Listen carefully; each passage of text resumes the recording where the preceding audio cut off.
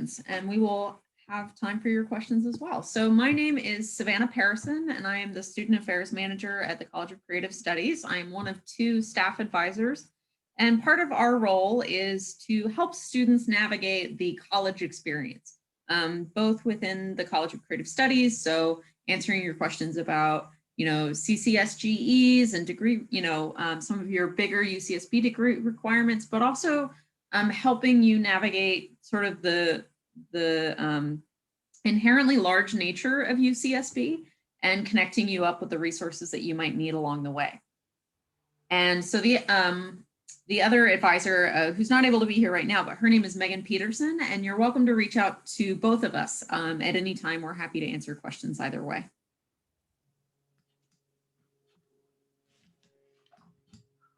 All right, my name is Tengiz Bibilashvili. People call me Dr. B.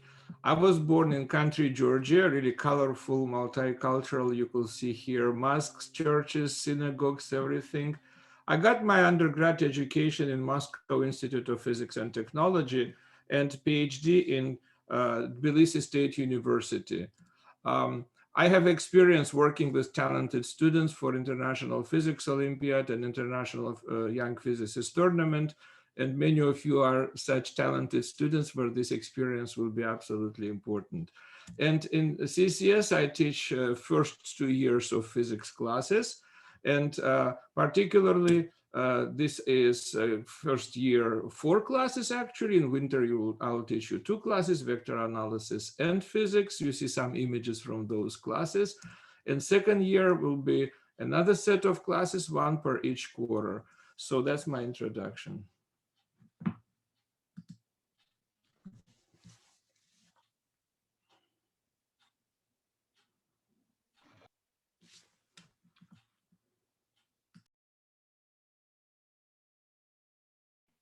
Go ahead, Alec.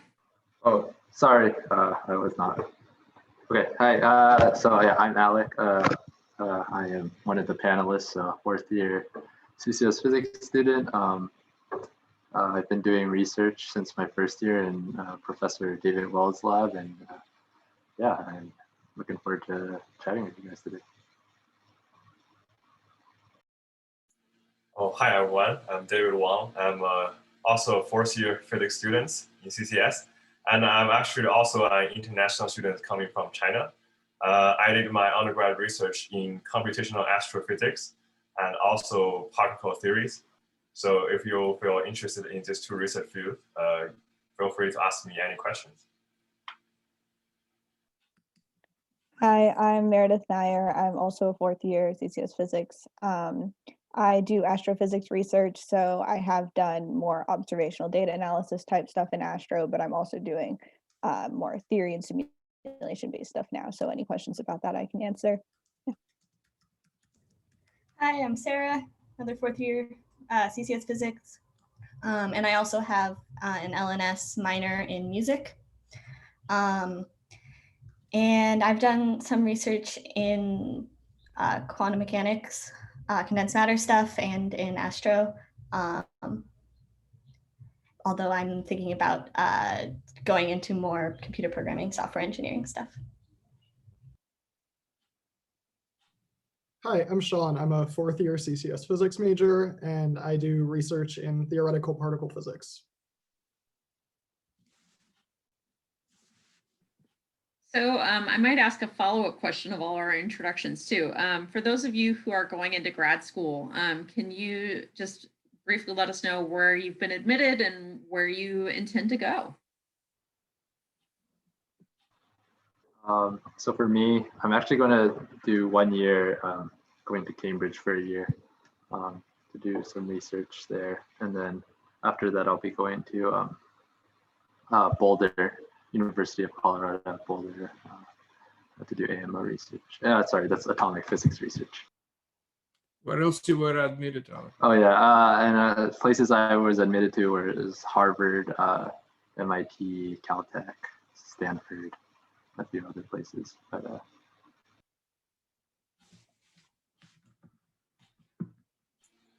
yeah, for me, I'm going to a PhD program in Harvard Applied Physics, and I'm going to do something related to computational material, so another field switch. And I also got admitted for theoretical physics in Cornell, Boston University, UCLA, UCSB, and also a master program in Cambridge, which is a kind of a math program for theoretical physics. Yeah, I'm going to MIT for grad school to get my PhD in physics. I was also admitted to Columbia, UC Berkeley, UCLA, and all of those are physics programs that I applied for, but for theoretical astrophysics research. I'm also going to be doing a PhD next year at MIT. And some other places I got in are like Stanford and Caltech and Berkeley.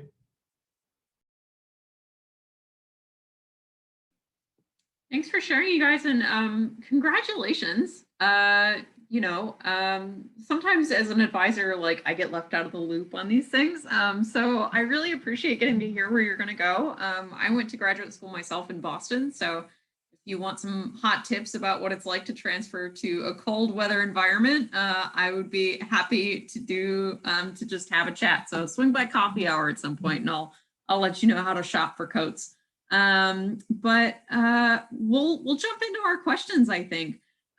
So one of the things that's sort of definitive about the College of Creative Studies, right, inherently is this word creative. And for the art major panels, that's not really hard to explain. They're like, yeah, we're creative, duh. But for students like in physics, it's like creative, what does that mean? And you feel like you have to go through the next 4 years defending what creative means.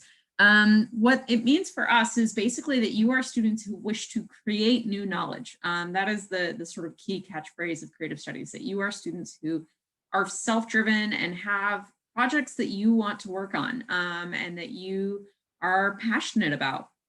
And that ultimately you are the kinds of students who will become colleagues of each other and of your professors. So with that kind of context in mind, one of the things that our prospective students often ask is what kinds of research you're currently involved in. So some of you guys gave, kind of brief summary, theoretical astrophysics, atomic physics, things like that. But so our question is, what kind of research are you currently involved in? And when did you get involved in research at UCSB? Because I think that's also part of what sets CCS students apart.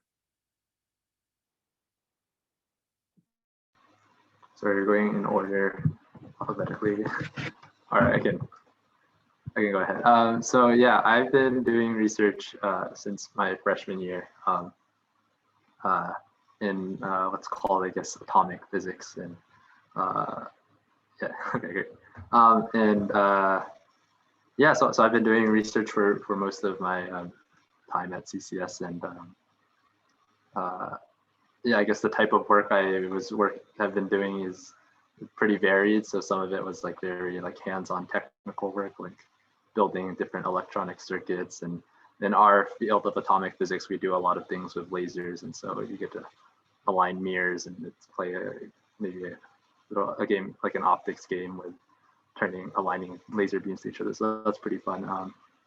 And then more recently, I've sort of been able to run. We have a big machine that creates what we call ultra cold atoms, and so this is just a complicated network of electronics and laser beams in a vacuum chamber, and so you get to operate that and learn all the nitty-gritty details of that. So yeah, I think there's just a lot of unique and different opportunities even within a single research lab, and I'm sure the other students will tell you a lot of other things you can try as well. Yeah, for me, I think CCS is a very ideal place for you to explore your potentials. So in my sophomore year, I started my research in a computational applied science laboratory. And my first project is doing some computer simulations on some galaxies on supercomputers. And then I kind of, after I taking more advanced class, I feel more intended to doing some theoretical work. So that's when I found Professor Nathaniel Crick, who is a high energy theorist doing particle theory. And I started another more pen and paper calculation projects for solving one of the issue in high energy physics, which is called the hierarchy problem. And the way that we solve that problem is by using some technique, some theory technique we learned from group theory and apply to this specific problem. And another project that I've been involved with is also computer simulation, and it's simulating all this physical process, this particle collision process happened in future muon colliders, which I guess we probably gonna build in the next 30 to 40 years. Yeah, that's all about me. Yeah, I started doing research my second year here. I started in Professor Peng O's group. Actually, I'm still in that, but I started with an observational project, which I didn't actually do the observations, they were given to me. But I did a lot of the data analysis on a supercomputer, and the data was actually from the Hubble Space Telescope, which is pretty cool. And I was looking for how much ionizing radiation can actually make it outside of galaxies. And so I did that for about a year, and then I transitioned into working with a different postdoc within the same professor's group. And now I'm doing cosmological simulations, so early universe simulations of the early precursors to galaxies to see what sorts of chemical effects will impact whether they turn into supermassive black holes. I started doing research towards the end of my second year. And I started in Anya JH's lab, and she does experimental condensed matter.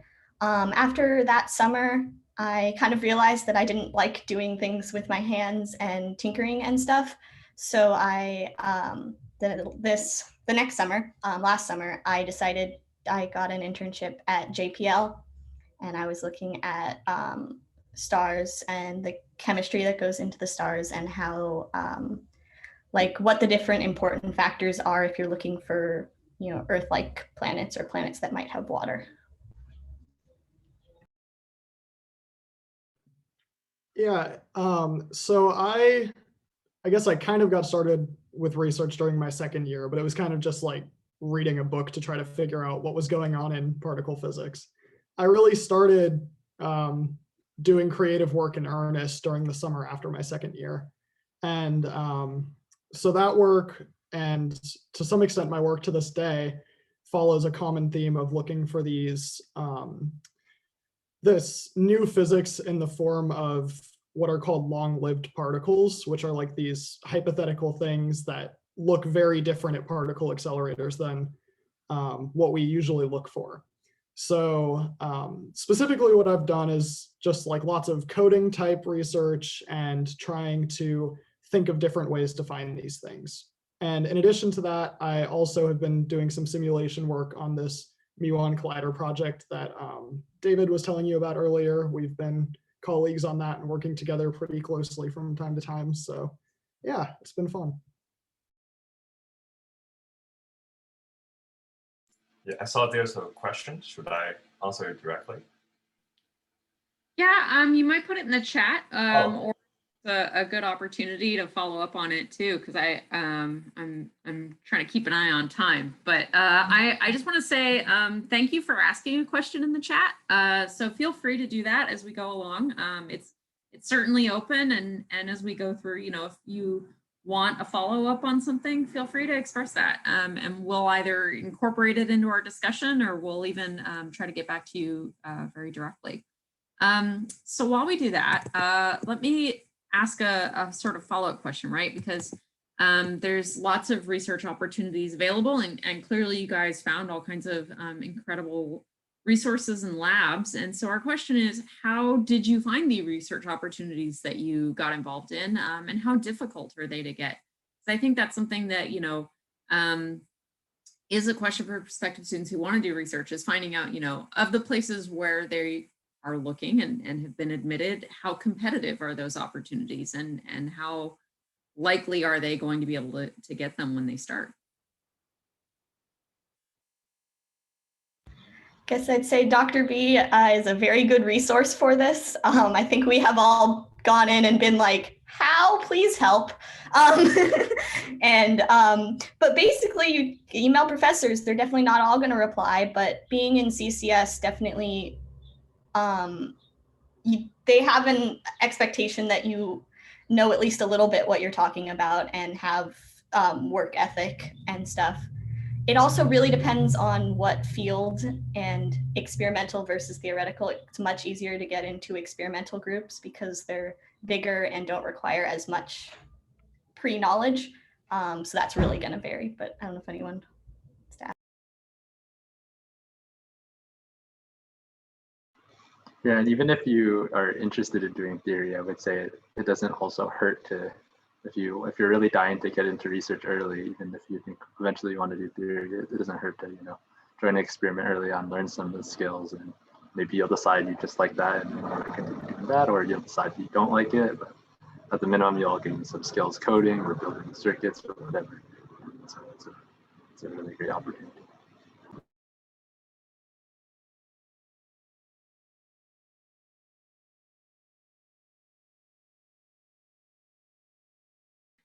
Does anyone have like a specific story they would like to share about how they got connected to a lab or a resource that they're a part of now? Oh yeah, for me actually, I found my two researchers both by taking my my lab director's classes. So at first, like I was very into numerical simulation, so I was founding this computer simulation class in a mechanical engineering department. So I took that class and I found stoked about this professor. So I really felt interested in his work. So I did very great in that class. And in the end of the class, he emailed me that, David, if you want any research experience or opportunities, you can contact me. And I found my second research in particle theory by also taking quantum mechanics from Professor Nathaniel Criggs. And and eventually he said, oh, you can do a summer project with me. So that's how I end up with my research. So yeah, I would say talking with professor and going to their office hour is a very good option. I actually connected with Anya in also a kind of funny way. So my sophomore year, UCSB hosted the undergraduate conference, the Conference for Undergraduate Women in Physics. And so a lot of the female physics professors were there. And I knew I wanted to talk to her. And so when we were sitting down for dinner, I went to sit down at her table, which unintentionally ended up being me and one of my friends and 8 professors or something. And we got into a whole conversation with them about texting language. And they were very confused about how our generation texts. Anyway, so I talked to her a little bit there, and then I followed up with an email, and we met to talk about doing research. So yeah, talk to people. They're just normal people. They want to talk to you. I guess I can give kind of a contrasting story. I did just end up cold emailing people, and I definitely, not everyone who I emailed replied. I'd say less than a third, but yeah, I ended up getting into research by cold emailing someone, and he agreed to meet with me, and yeah, it's been great. So that's another way you can do it. Yeah, and I could just second sort of what Sean said. I basically cold emailed 3 professors in Astro after talking to Dr. B and asking who I should email. And then I actually received responses from all 3, but only 2 of them had spots in their group for me at the time. And then I just chose the one that seemed better for me. I really appreciate the range of your stories, because I do think that it's true that CCS students find spaces in a range of ways, and I think it's really helpful for prospective students to hear that all of these methods are totally acceptable, right? It's acceptable to run into someone and start a conversation and build rapport. It's acceptable to cold email. It's acceptable to take their classes and make sure you impress them. It's acceptable to go to their office hours and say, please love me. So there's all kinds of ways to make those connections happen for you. And the good news is you have time to do it, right? It's not like you have a 2-week window to find a spot in a lab. You're gonna have years where you can really hash out how you're prepared and what you want to do, and maybe even find something new that you didn't know you wanted to be prepared for. So one of our next questions is very CCS specific, right? It's about the size of CCS. And for you guys as physics, like this has a special sort of meaning for you guys as a cohort. How large or small is a typical CCS class? And are the classes and research projects typically collaborative, or are they very independent?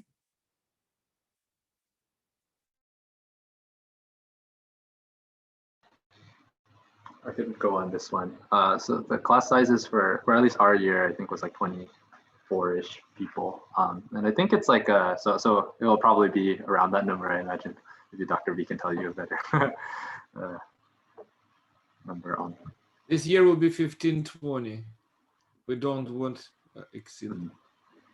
So yeah, I mean, I think that's still like a good size, you know, it's like much, of course, smaller than, you know, being in the normal College of Letters and Science, and you don't have to be in some huge lecture hall for your first class. Instead, you get to be in a very sort of, you know, you have a fairly tight-knit group, and you sort of know everybody's name, and you talk to everybody,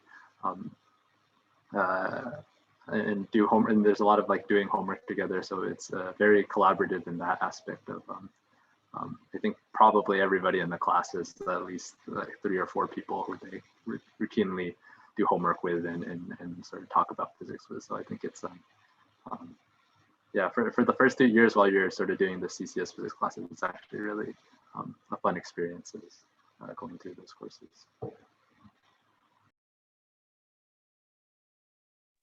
Yeah, I can add to that and just say definitely for the classes, especially the lower division CCS physics classes, I worked with a study group pretty much the whole time, and they were definitely essential to getting all of the work done. So it's really nice that sort of having the small class size, you know, a lot of people and you can work with a lot of people. Also, office hours are really great for the small class because you can kind of just sit there and do work and have people to ask questions. You can have professors ask questions depending on whose office hours it is. So like lots of resources to work together and collaborate on the classwork, which was really, really helpful for me. I don't know if it also asked about research. My research personally is not super collaborative. I just basically work with one postdoc at a time.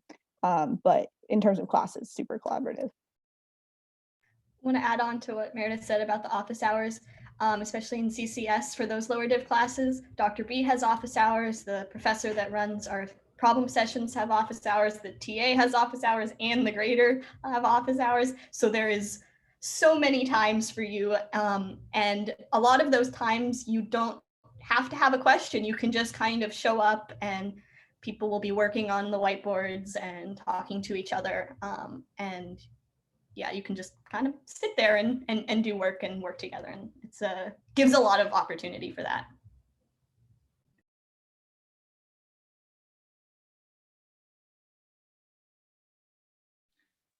There's a pretty good question. Sorry, I was just going to say that there's a pretty good question in chat that I think we can incorporate in pretty smoothly. So it's saying, what classes would you say are most important for a non-major in computer science planning to do research? So like, maybe not even necessarily have to be like specifically the computer science answer, but like what were some of the non-physics classes that you've taken that have been related to what you do and related to your research? And what was it like to be in those classes? I can mention really 2 in particular. So there are these CCS computing for non-majors classes that I think when I took it, Phil Conrad taught both quarters and he was great, but I think also sometimes another professor teaches it. And so that's kind of like meant to be a replacement for like the really big giant lecture hall intro to computer science class that letters and science people take that's really hard to get into. And I thought that was like an absolutely phenomenal way to really get started learning Python. And I found that very useful in my research. And then another thing, which was kind of funny and unexpected maybe, is the math class on graph theory, which is kind of just about like the math of like drawing lines and like how they intersect and all of that sort of thing, has turned out to actually be pretty relevant for some of the physics I'm learning, which is a bit counterintuitive, but fun. In terms of programming, I think the ones Sean mentioned are great. Pretty much any computer science class you could take. You also don't have to learn it in a class setting. There are a lot of people that just learn Python either through their research. If you haven't learned any Python when you take the sophomore labs, you will be kind of thrown in the deep end. You'll do fine. There's lots of people that go into those classes with like 0 programming experience. It's a little hectic the first couple weeks. But that also is completely fine if you don't take it in like an official CS class. Yeah, I personally feel that the quality in the upper division in computer science class is better than the quality of lower division class, given the class size of lower division is very large. So I agree with Sean that the CCS computing class offered at CCS for non-majors is a very great way to gain some computer programming skills. And I personally think that you actually gain a lot of skills by doing some projects. It's not even need to be research related, but actually coding a project or writing a personal website or just writing some program that do something. I think that's a very great way to help you to grasp that programming language, because I think I learned a lot of Python language and Python trick in my first summer research. And then I take a computer science upper division class, which also use Python, and it's about machine learning. And then I found lots of skills that I learned from the research actually helped me to do the work faster in my upper division CS class. So yeah, I would say projects involving programming is really helpful.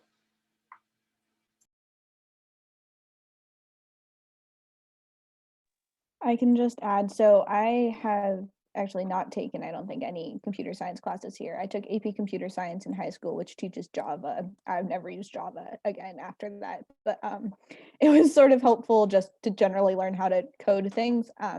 And then, as we mentioned, the lab a couple of times where you have to code in Python usually. And so I basically had to self-teach Python for that lab. And it's doable. It's not the most fun always, but it's definitely doable. You can do it. A lot of people help you out.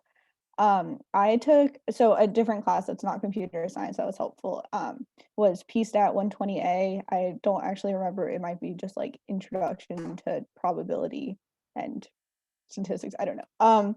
I took that, and that was pretty helpful for my first research project because, like I said, it was a lot of data analysis, and we used Bayesian statistics, and so it was helpful to actually know what Bayesian statistics were from that class. And then this is technically a physics class, and it's technically a grad class, so it would be kind of far out, but it's a like statistics, data analysis, and machine learning class for physicists that I took, and that was really helpful because it was a lot of the statistics stuff that you actually use in physics and how to apply it to physics. And that was pretty coding heavy on the homework. So that helped you learn how to actually implement those things. I think we'll take this opportunity, as you guys have talked about, like all the extra things you've done, right? Like finding times to learn new coding languages and like being involved in all this stuff, to sort of ask about like the balance part, right? Because you sleep, you eat, you might do something for fun every now and again. And we would like to just give you an opportunity to talk about that because it's important, right? And so we wanted to ask you, you're taking these advanced courses, you're taking grad courses, you're doing research, you're in labs, you're learning all this new stuff. How do you manage this workload along with extracurricular activities if you have them? If you don't have them, but you still manage to find some work-life balance, just talk a little bit about what is it like to sort of be a person while you're also doing all of this science. Yeah, so I mentioned earlier that I'm a music minor, and I was actually a double major for a while, and I've done very close to the whole music major. Actually, I'm not doing the whole thing because that would require me to do the LNS GEs. Which probably would have necessitated like 2 extra quarters of classes I didn't like. So, but anyway, I spend a lot of my time doing music stuff. And that's most of my non-science classes and time.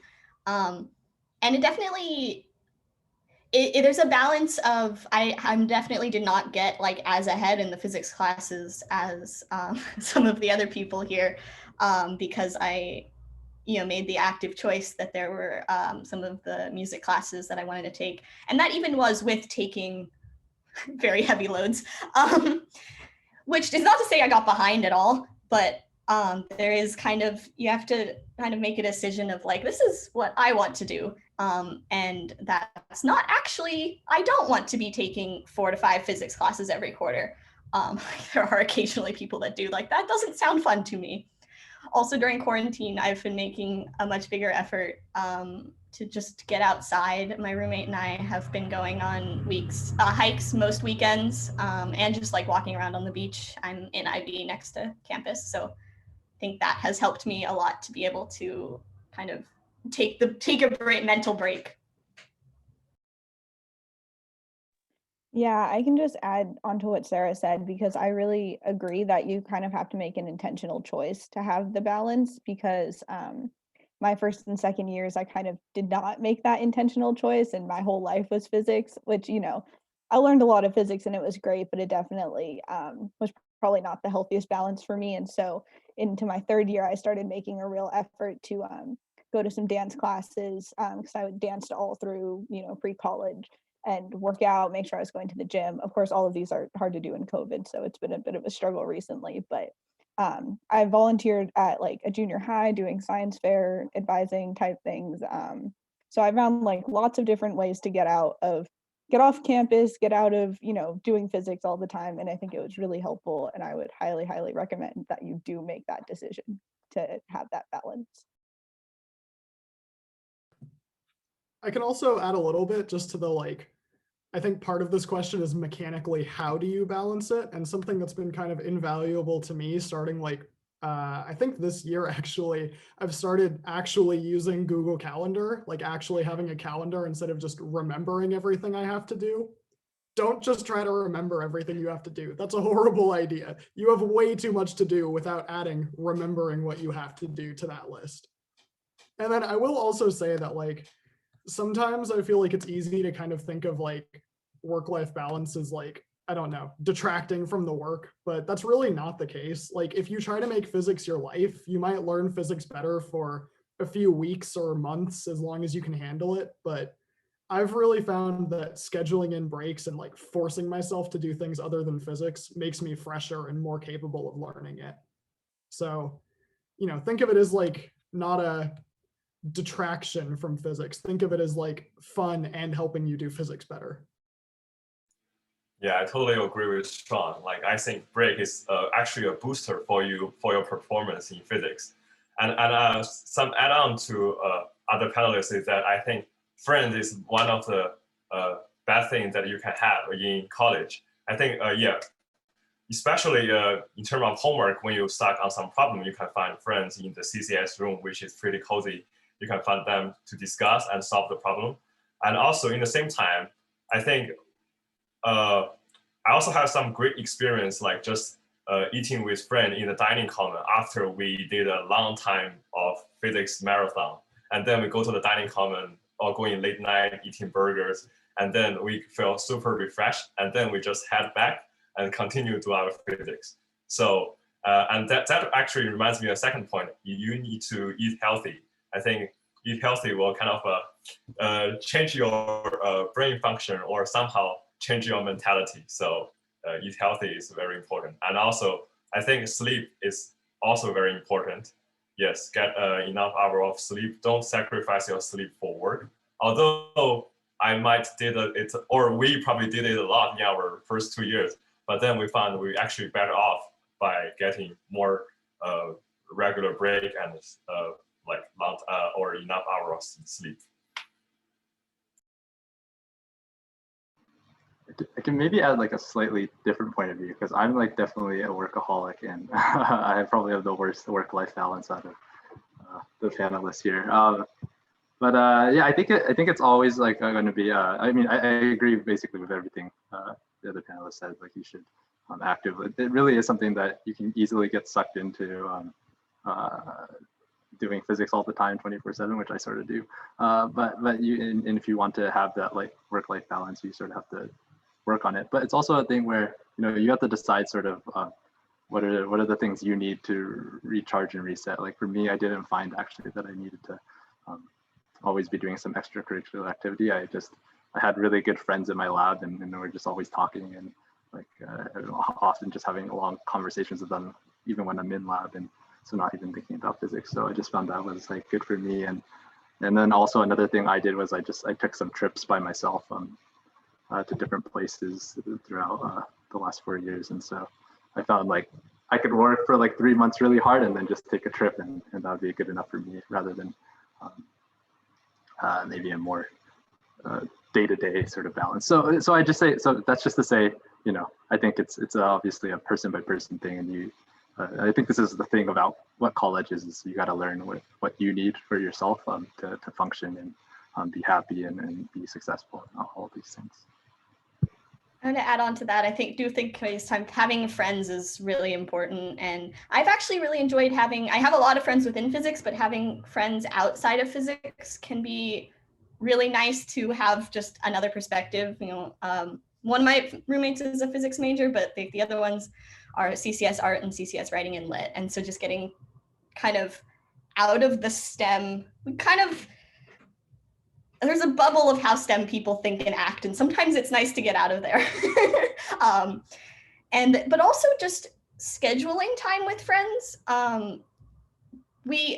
It's really easy to fall into the habit of like, I have homework, this is due very soon, I can't take the time to go do something fun that it doesn't matter. And scheduling like weekly times with some of my friends has been really helpful in like, well, it's scheduled, so I have to do it, and it really helps me like force myself to take that time.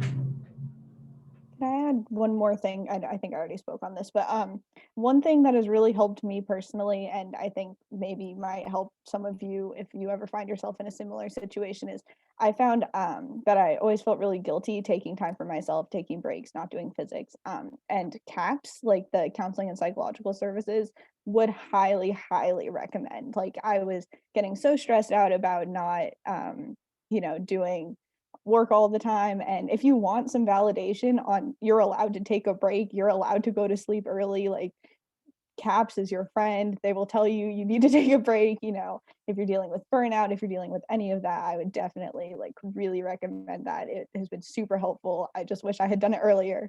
So that is my there's a link in the chat. Highly recommend that, especially it was a big part of me trying to get my work-life balance under control.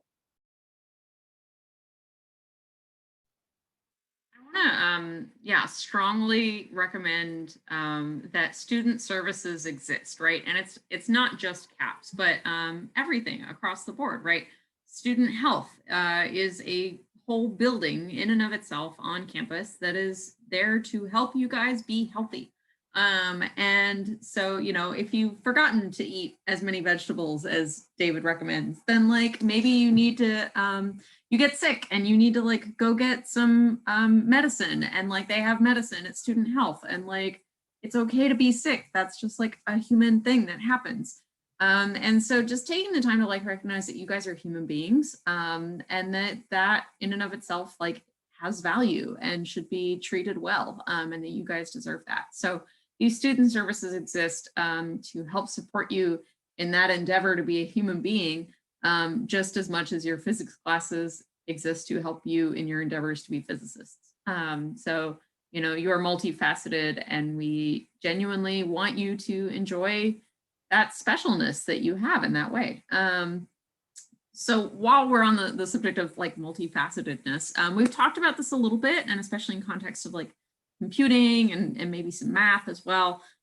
Sarah's sort of hinted at her love of music, but one of the questions we get is how interdisciplinary is CCS really, right? Because we say, oh, CCS is very interdisciplinary. And then like that means different things to different people. And they say, well, what about this kind of interdisciplinary? And so we just wanted to see if you guys have ways to just talk really quickly, you don't have to spend tons of time on it, about like ways in which you have found the CCS experience to be more than just physics, and what that's brought to you in your time here.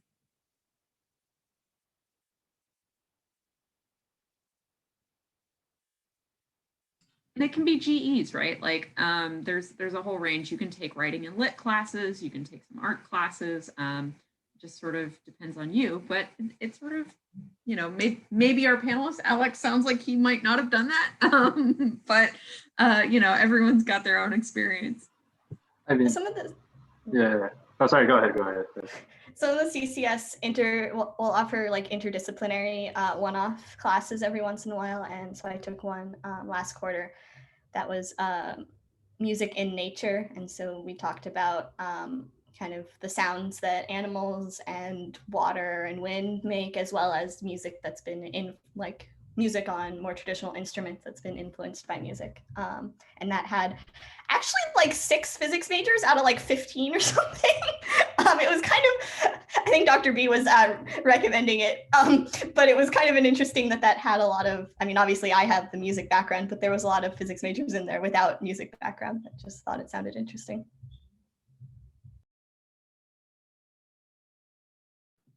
I would say something that really stands out to me in like the interdisciplinary way, I guess, is that I lived in the CCS dorm my first year, and I made like a wide variety of friends in CCS who aren't in physics. And it was definitely really interesting to just like see all of these people who are super passionate in their respective fields and like how they think and how that's different from me and what I can learn from them and all that sort of stuff. Oh yeah, this also reminds me in my freshman year when I'm taking some computer science class. Although I'm not in the CCS dorm, but I have friends in the CCS dorm that help me to set up my my computer and help me to have a better coding environment. And and also I think it's last summer, my roommate's a CCS math major, although it's still in the STEM field, but he like because he's a mathematician and my research is also kind of math oriented. So we have a very great discussions, and some of his question actually inspires me to doing some of my work. Yeah, so I feel yeah, the interdisciplinary in CCS is great, and also you can individualize your own experience about interdisciplinary. I think I also take a class that is about building a robot, or it's a haptics robot, and I found 2 CCS computing friends there, so we also had a great time in that class. So yeah, I think you can also meet other CCS students in all kinds of class you are taking. Yeah. Oh, also, or Meredith, go ahead. I was just going to say, I don't know if anyone of the panelists here has done research not in the physics department, but there are definitely a lot of people who can do research in adjacent departments like material science, engineering departments, things like that. So there's lots of opportunity for, you know, physics majors in CCS to do research in slightly different things that are not technically, you know, research being done in the physics department. And then I guess just for me personally, I took advantage of the GEs being very different from physics to take feminist studies classes, which has been really fun. It's a bit different demographic wise than physics, which is always a little bit refreshing. So it's definitely kind of given me a nice perspective on things that, you know, are a little less common sometimes in physics. Yeah, I was going to add, this wasn't me, but so in sophomore year, in the sophomore labs, our last quarter of that is a very open-ended project of a kind of do something. And one group within our class did a whole project with a ceramic kiln, and it was broken and they were fixing it and making it do the temperature control stuff. And so that was somebody that liked to do pottery. They actually had to go through a whole thing to got CCS to let them put it there, because it was a whole logistical, there was a lot to go with that, but that was a very cool something where they brought their physics knowledge into one of their other interests. Yeah, I think for me, like I found the most fun like interdisciplinary stuff just in my research. So it's not, I guess, technically like CCS focused specifically, but I don't know. I think there's just one, it's just really fun. Well, you're going to be in a class with 24 other students and they're all going to do a different, you know, maybe it's all physics still, but it's still like different, you know, fields of physics, and you get to see so many different types of research. I remember I was helping one of my CCS classmates who works in biophysics, which is like pretty different than sort of the atomic physics I do, but they were trying to set up a technique that was similar that I had knowledge in, and so I just like went up and helped him do that. And so and I've also worked a lot with actually did some collaboration with material scientists, and then been able to attend big conferences in my own field, and just seeing even within my field, like I don't know so much. I only know my little niche, but there's just so much to explore. So I don't know. I think just the unique thing for me really is just the undergraduate research experience at UCSB is like so unique, and there's such inclusive to undergrads doing so much work, and so you could really see all types of really awesome science. And for me, like, there's so much physics related stuff even within, so like it's really exciting.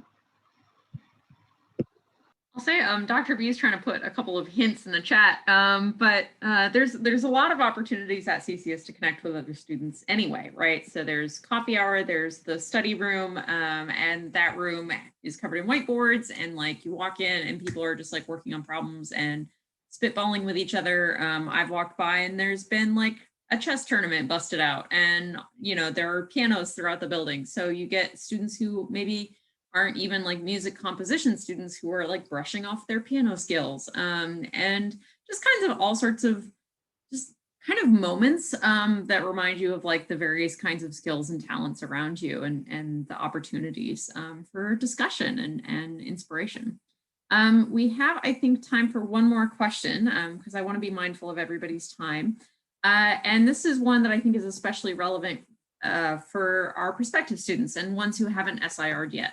And it's about what basically helped you choose to come to UCSB and CCS, right? What was part of your process in considering where you would eventually go, and what brought you here to UCSB?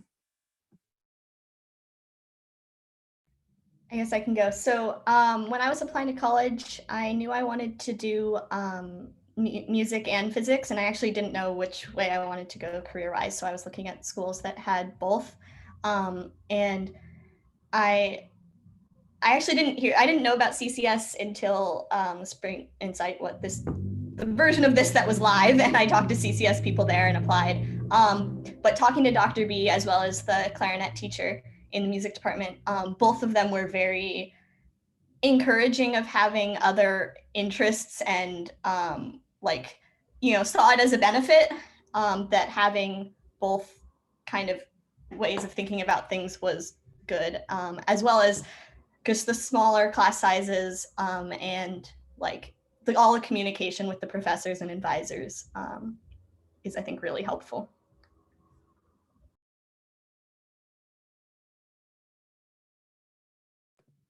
I think the things that really stood out to me were, and these kind of go hand in hand, like the intro classes sounded really great, like just getting this like fire hose of knowledge, like this torrential learning experience that was really collaborative, and it ended up being really, really intense, but I feel like it was a great foundation for my physics career, and I think that was one of the things that really sold me on this.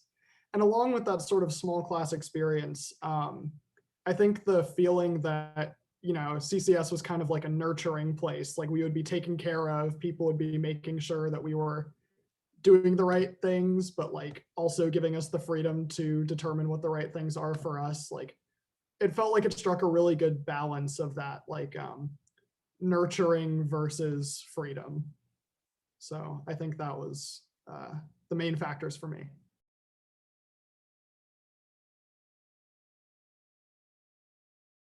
Oh, I think for me is that I actually met with Dr. B on the United States Invitational Young Physicists Tournament before I came to UCSB.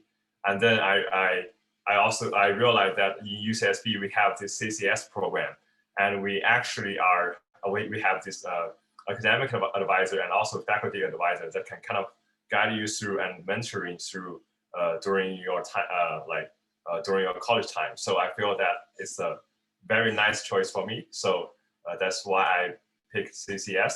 And also in the same time, because I'm an international student, and I also liked SpaceX and also rocket science related things. And I know SpaceX is in California. So that's why another reason that why I picked California.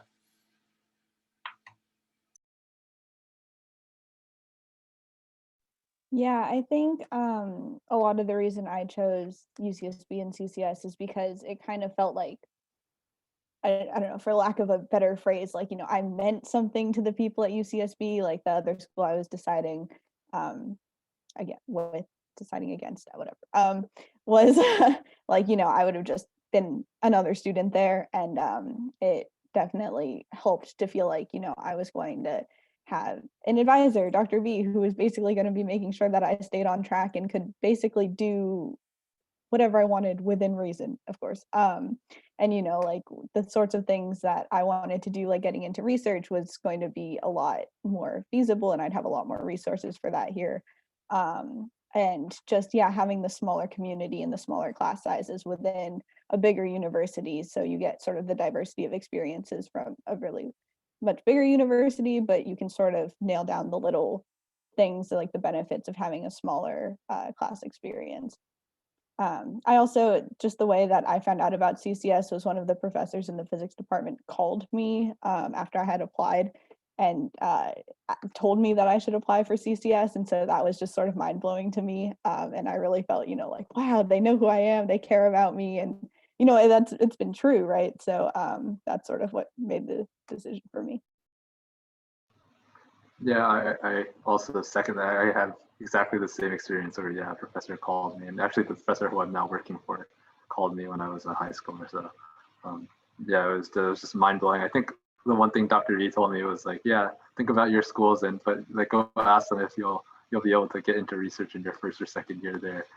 These sorts of things, like I think it's a really big consideration is opportunity, availability of opportunity is something really, because like you go to, I'm sure all of you guys got into some really great schools and you're going to get probably a very good physics education no matter where you choose. But yeah, but it really is important to have the opportunity to join research, and that's the norm here. It's not the special rare occurrence of the brilliant student who gets to do research. It's really everybody who wants it, and so I think that's a really motivating factor, at least for me, when I was in your position on choosing UCSB. I have one other funny story to add. Was when I was in your position, I was talking to Delev, who was a current student 2 years ahead of us, and I was talking about how, like, I've always liked math and science, but I had pretty bad science teachers in middle and high school, and just like never really was challenged. And he was like, his like eyes lit, or Eliza was like, "Oh, you want a challenge?"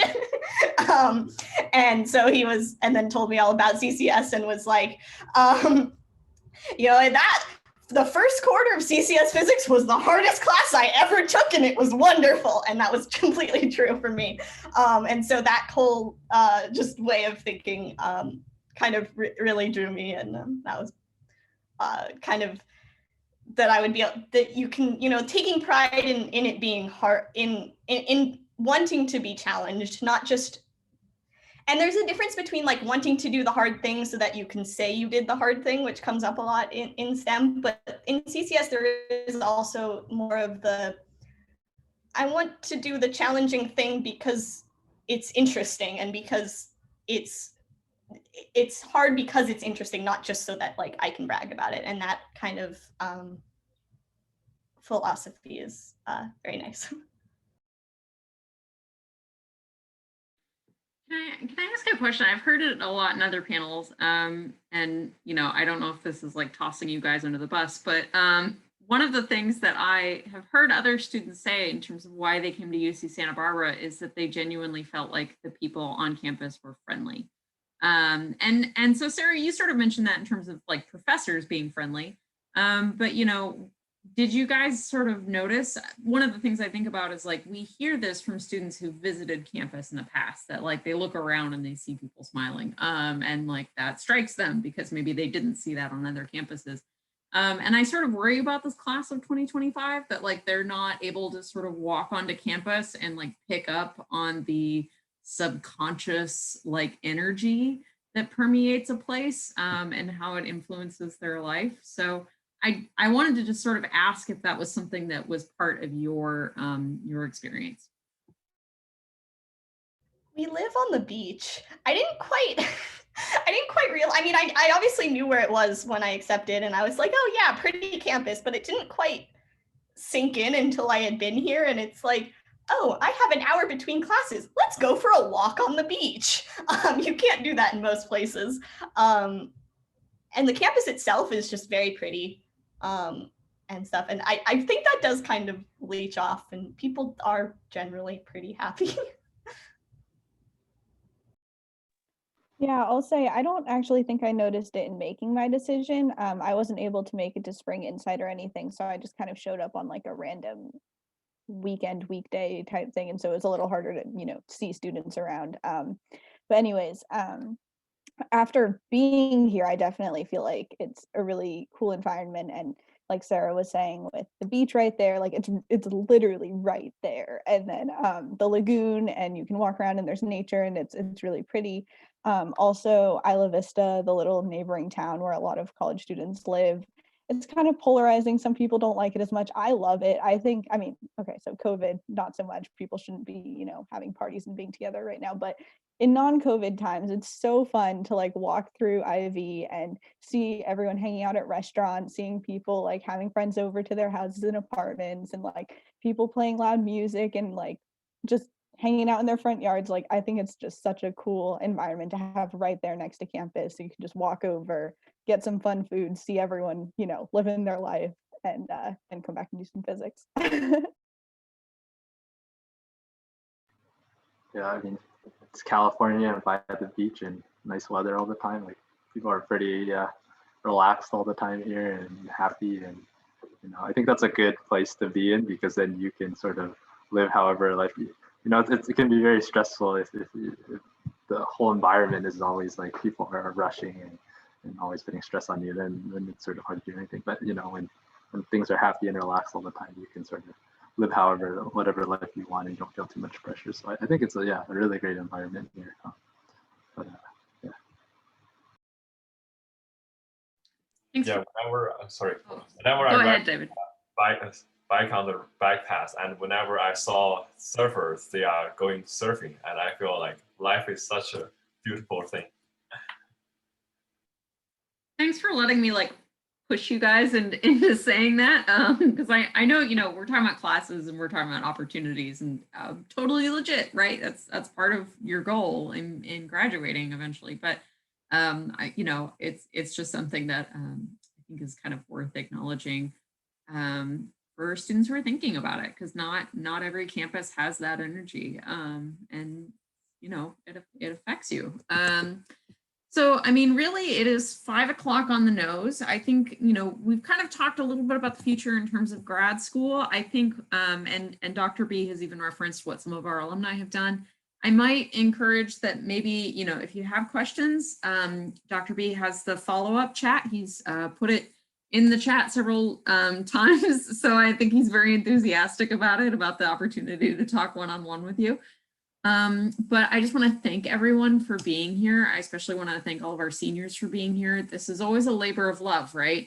This is never like a compensated thing. This is, we just genuinely ask students like, hey, do you want to talk about CCS with like students who aren't even CCS students? And they're like, oh my God, yeah, I would totally love to do that. And I think that says a lot about our program, and just that, people enjoy talking about it one-on-one. I want to emphasize that you can always get in touch with us as well. So, both in the next week, if you have questions before USIR, you can contact me, you can contact Megan, you can contact Dr. B.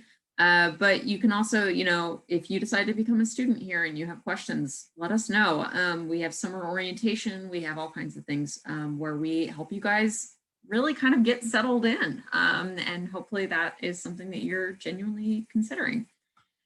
All right, I think we are pretty good to go. I'm going to go ahead and stop the recording just because it's fun.